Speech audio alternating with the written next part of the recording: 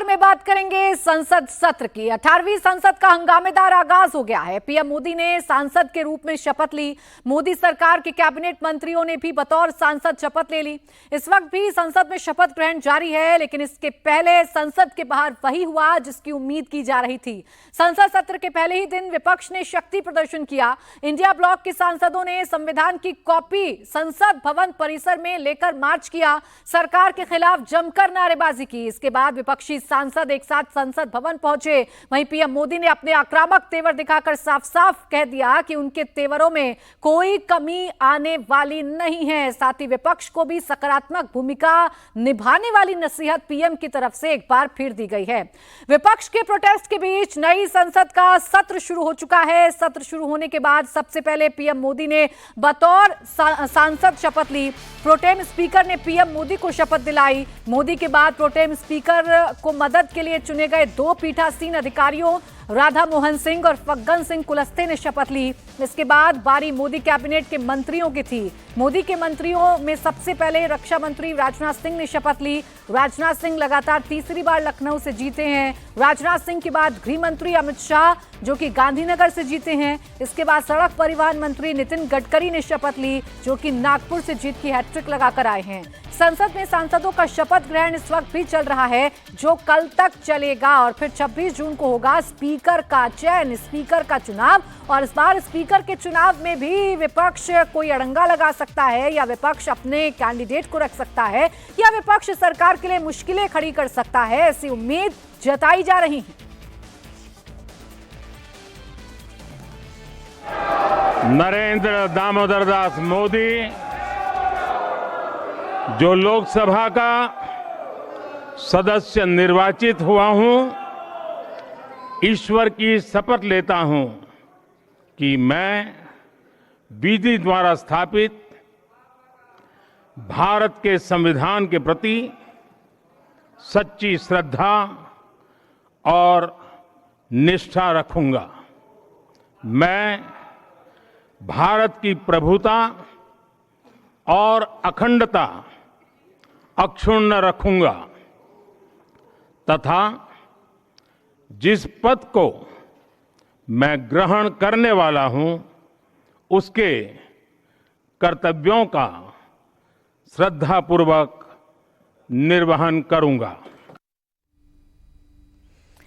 तो प्रधानमंत्री नरेंद्र मोदी ने सांसद के तौर पर शपथ ली और उसके बाद एक एक करके जो कैबिनेट मिनिस्टर्स हैं उन्होंने शपथ ग्रहण की। प्रधानमंत्री नरेंद्र मोदी के बाद 2 पीठासीन अधिकारियों ने शपथ ली और उसके बाद कैबिनेट में सबसे पहले राजनाथ सिंह आए और उन्होंने शपथ ग्रहण की। इसके बाद गृह मंत्री अमित शाह ने शपथ ग्रहण की। फिर सड़क परिवहन मंत्री नितिन गडकरी ने शपथ ग्रहण की। कृषि मंत्री शिवराज सिंह चौहान ने सांसद के तौर पर शपथ ली और मनोहर लाल खट्टर ने भी सांसद के तौर पर शपथ ली है। तो सत्ता पक्ष के सांसद हैं या सबसे पहले जो कैबिनेट में शामिल सांसद हैं, उनकी शपथ ग्रहण समारोह इस वक्त हो रहा है।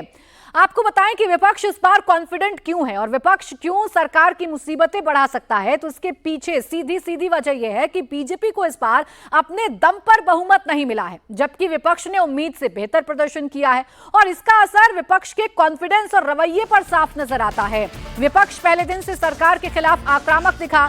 संसद की बैठक शुरू होने से पहले विपक्षी सांसद गेट नंबर 2 पर जमा हुए। गेट नंबर 2 पर ही पहले गांधी जी की प्रतिमा लगी थी, जिसे अब नई जगह पर शिफ्ट कर दिया गया है। विपक्षी सांसदों ने जमकर नारेबाजी की। फिर अपने हाथों में संविधान की कॉपी लेकर इंडिया ब्लॉक के सांसद संसद भवन के अंदर पहुंचे। तस्वीरें आप देखिए, जितने भी सांसद इंडिया ब्लॉक के हैं 234 सांसद, सभी के हाथों में आपको संविधान की कॉपी नजर आ रही है। संविधान का रक्षा कौन करेंगे? हम करेंगे, हम करेंगे। संविधान की रक्षा कौन करेंगे? हम करेंगे, हम करेंगे। संविधान का तोड़ना बंद करो, बंद करो, बंद करो। नरेंद्र मोदी का तानाशाही नहीं चलेगा, नहीं चलेगा, नहीं चलेगा। नरेंद्र मोदी का तानाशाही नहीं चलेगा, नहीं चलेगा, नहीं चलेगा।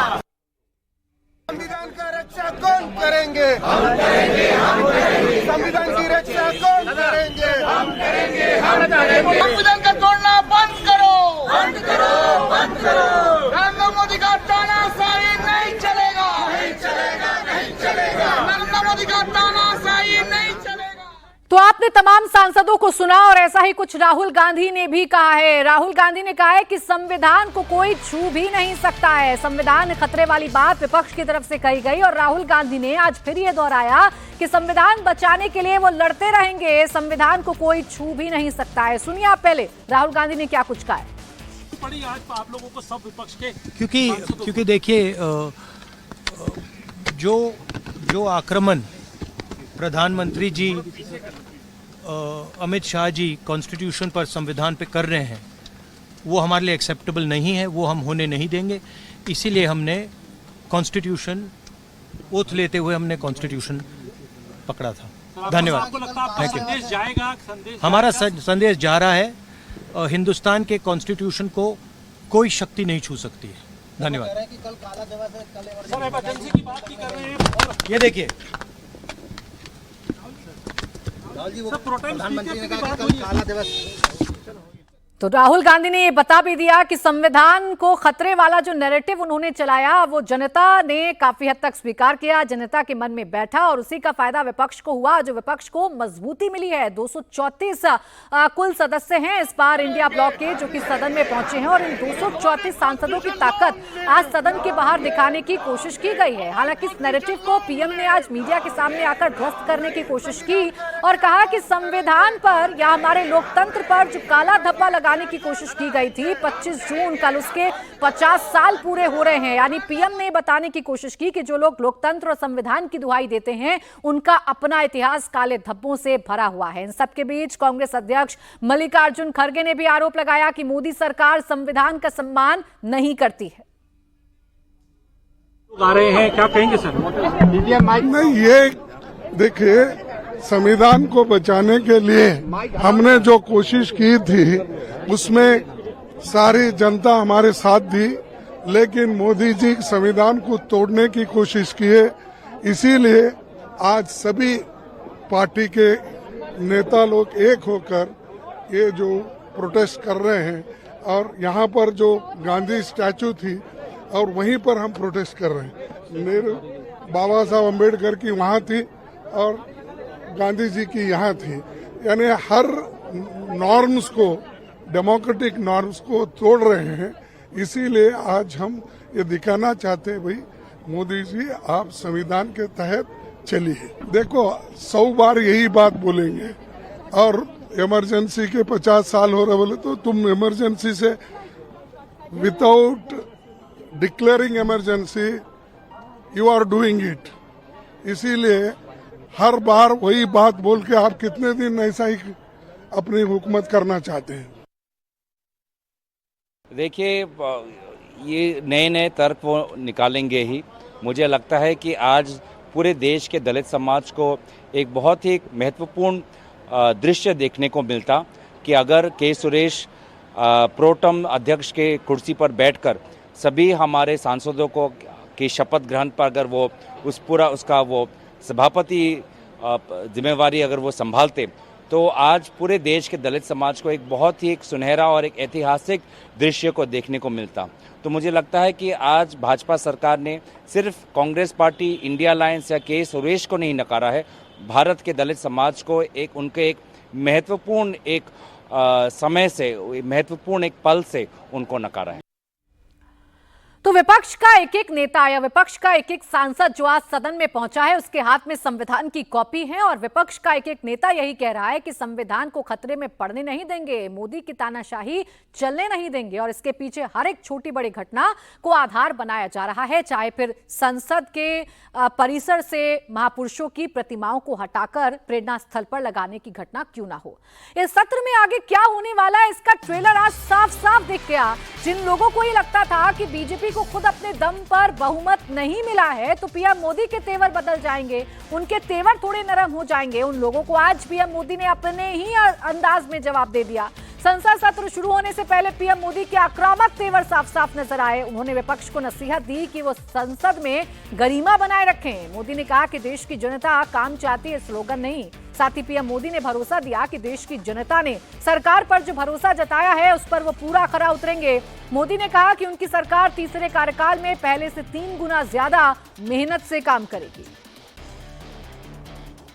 सदन में सामान्य मानवी की अपेक्षा रहती है डिबेट की, विजिलेंस की। लोगों को अपेक्षा नहीं है कि नखरे होते रहे, ड्रामा होते रहे, डिस्टर्बेंस होता रहे।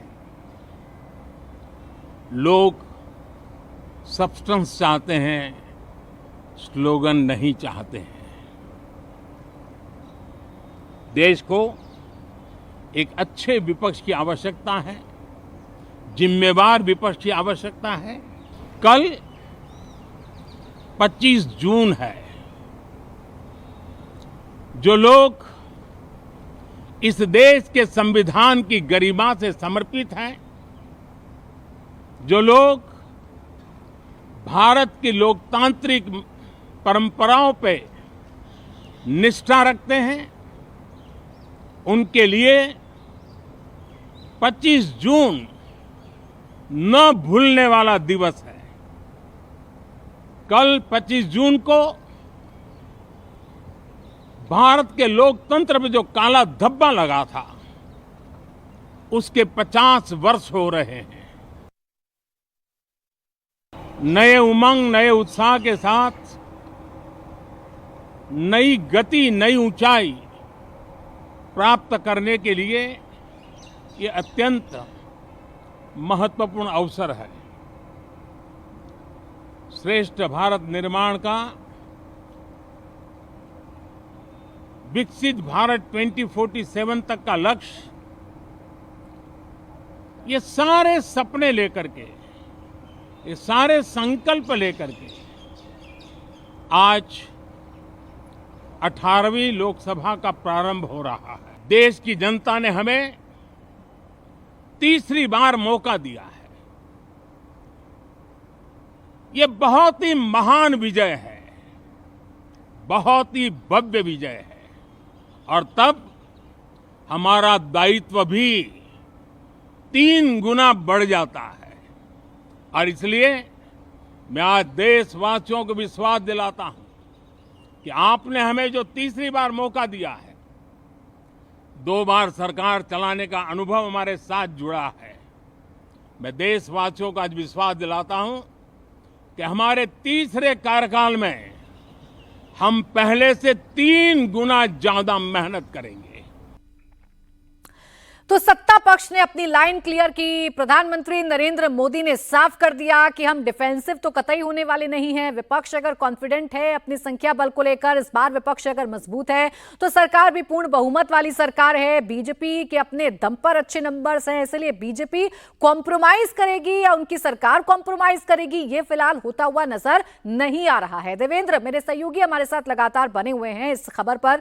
देवेंद्र, दोनों पक्षों की लाइन एकदम क्लियर है। संविधान वाला नैरेटिव विपक्ष छोड़ेगा नहीं और उसका जवाब कैसे देना है ये सरकार ने तय कर लिया है। लेकिन संविधान वाले नैरेटिव को डैमेज करने के लिए क्या कदम उठाएगी सरकार? इसका डेंट बड़ा लगा है लोकसभा चुनावों में।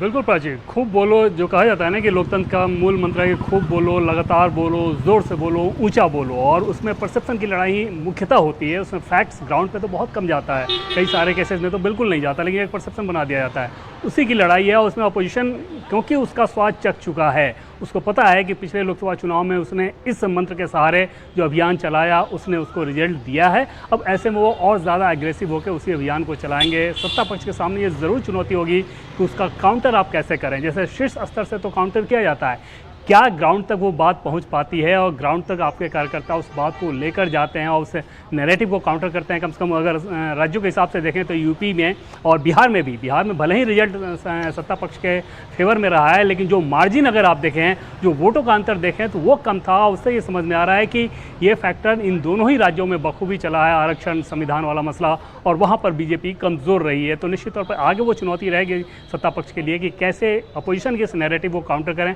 अपोजिशन की रणनीति तो सीधे सीधे नजर आ रही है कि वो अब इसी लाइन पर आगे चलते रहेंगे और ज़्यादा एग्रेसिव तरीके से चलेंगे। राशि बिल्कुल, देखिए सरकार कैसे अब इस परसेप्शन को तोड़ती है, ये देखना वाकई में दिलचस्प होगा। हालांकि कोशिश आज प्रधानमंत्री नरेंद्र मोदी की तरफ से की गई, देवेंद्र, जरूर संविधान पर काला धब्बा कैसे लगा, लोकतंत्र पर काला धब्बा कैसे लगा आज से 50 साल पहले, उसका जिक्र पीएम ने बखूबी किया और इमरजेंसी की याद इस देश को दिलाई है। हालांकि इस पर भी विपक्ष ने जरूर रिएक्ट किया है। आपको बताएं कि संसद सत्र के पहले ही दिन भारी टकराव देखने को मिला। विपक्ष के 3 सांसदों ने पीठासीन अधिकारी के रूप में शपथ नहीं ली। इन्हें नए सांसदों को शपथ दिलाने में प्रोटेम स्पीकर की मदद के लिए चुना गया था। पीठासीन अधिकारी के रूप में विपक्ष की तरफ से के सुरेश, डीएमके के टीआर बालू और टीएमसी के सुदीप बंदोपाध्याय को शपथ लेनी थी, लेकिन इन तीनों ने ही शपथ नहीं ली है। ये चेहरे हम आपको दिखा रहे हैं। देखिए, पीठासीन अधिकारियों का जो पैनल था वो कुल 5 लोगों का पैनल था और इसमें 3 विपक्ष के सांसद थे जबकि 2 बीजेपी के सांसद थे। के सुरेश, जिनके नाम को लेकर कांग्रेस ने कहा कि इन्हें वरिष्ठता के आधार पर, चूंकि 8 बार ये लोकसभा में चुनकर आए हैं, हालांकि कंटिन्यूटी नहीं रही है के सुरेश की, लेकिन फिर भी कांग्रेस ये चाहती थी कि के सुरेश को प्रोटेम स्पीकर बनाया जाए। हालांकि पीठासीन अधिकारी के तौर पर इन्होंने शपथ नहीं ली। आगे बढ़िए, डीएमके के टीआर बालू, इन्होंने भी शपथ ग्रहण नहीं की। इनका नाम जरूर पुकारा गया सदन के अंदर, लेकिन ये आगे नहीं आए। राधा मोहन सिंह, जो कि बीजेपी के सांसद हैं पूर्वी चंपारण से, उन्होंने जरूर शपथ ली है। फग्गन सिंह कुलस्ते मध्य प्रदेश के मंडला से सांसद चुनकर आए हैं, उन्होंने भी शपथ ली है। जबकि टीएमसी के सुदीप बंदोपाध्याय ने भी शपथ नहीं ली है। अब विपक्ष कैसे एक एक मसले पर, एक एक मुद्दे पर सरकार के लिए परेशानी खड़ी करने की कोशिश करेगा, ये तो इन चेहरों के शपथ ना ग्रहण करने से ही साफ हो जाता है। प्रोटेम स्पीकर को लेकर विवाद बढ़ा। अब आइए जल्दी से आपको ये बता देती हूं कि प्रोटेम स्पीकर को लेकर विवाद क्या था। देखिए, बीजेपी ने कटक के सांसद भर्तृहरि महताब ने प्रोटेम स्पीकर के तौर पर शपथ ली, लेकिन कांग्रेस ने उनके नाम का विरोध जताया है। कांग्रेस ये कह रही है कि केरल के सांसद के सुरेश को नजरअंदाज किया गया है वरिष्ठता के तौर पर। के सुरेश 8 बार के सांसद हैं, सबसे अनुभवी हैं। दलित सांसद की दावेदारी को नजरअंदाज किया है, यानी प्रोटेम स्पीकर के चयन को लेकर भी दलित भावना से जोड़ने की कोशिश की गई है विपक्ष की तरफ से। और एक बार फिर सरकार पर हमलावर है विपक्ष ये कहकर कि विपक्ष दलित विरोधी है, जबकि सरकार का जवाब सुन लीजिए। सरकार का जवाब यह है कि नियमों के मुताबिक प्रोटेम स्पीकर का चयन हुआ। महताब लगातार 7 बार जीते, जबकि सुरेश 2 बार हारे हैं। प्रोटेम स्पीकर पर सियासत ना करे कांग्रेस, ये सरकार की तरफ से कहा गया है, लेकिन इसके बावजूद सदन के बाहर यह विरोधाभास देखने को मिला, तो सदन के अंदर भी यही टकराव देखने को मिला है। पीठासीन अधिकारी के तौर पर शपथ ग्रहण 3 कांग्रेस के सांसदों की तरफ से नहीं की गई है। ये जो प्रोटेम स्पीकर पर विवाद देवेंद्र खड़ा करने की कोशिश की गई, इसमें बड़ी बात यह है, प्रोटेम स्पीकर बेशक बीजेपी का बना हो, लेकिन कांग्रेस भुना रही है। गौरव गोगोई को मैं सुन रही थी, कह रहे हैं कि इन्होंने कांग्रेस का विरोध नहीं किया या कांग्रेस को ही नहीं नकारा, दलित चेहरे को नकारा है।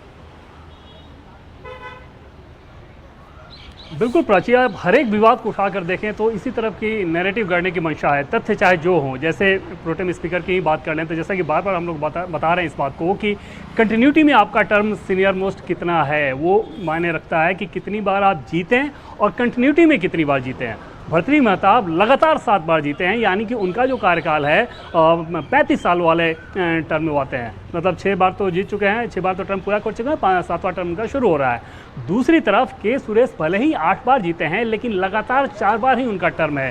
अब ऐसे में समझा जा सकता है कि सीनियर कौन हुआ, लेकिन क्योंकि नैरेटिव को सूट करता है और दलित नैरेटिव को सूट करता है, उस लिहाज से उसको आगे बढ़ाया गया।